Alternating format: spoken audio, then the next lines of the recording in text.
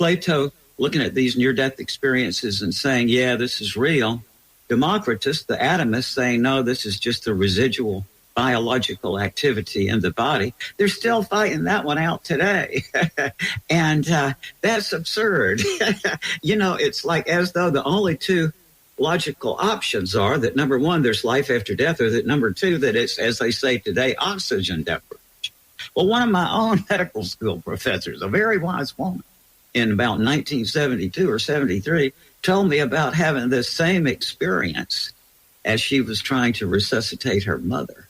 Okay, and this is a very common thing that bystanders at the bedside of somebody else who does pass away have all of these elements that we associate with as a near-death experience. Some of the bystanders say they get out of their body and they go partway toward this light with grandma. Other people say they see grandma light up, that the room becomes like almost an Escher drawing kind of situation where they find themselves in some different geometry.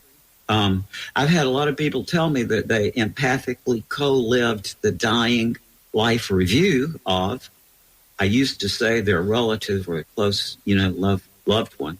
But now I have to say occasionally the doctors, as a physician, was baffled by this. He said resuscitating this patient he had never laid eyes on in the ER, and he's see this guy's life review came up around here. And what I'm getting at is, there's something going on here that, to be honest, we just can't compute this with our logic. That's the fact. And some people are just terrified of it. I want to make it clear that you were a professor of philosophy, but then you went back to school and studied medicine and became a medical doctor. So that's right.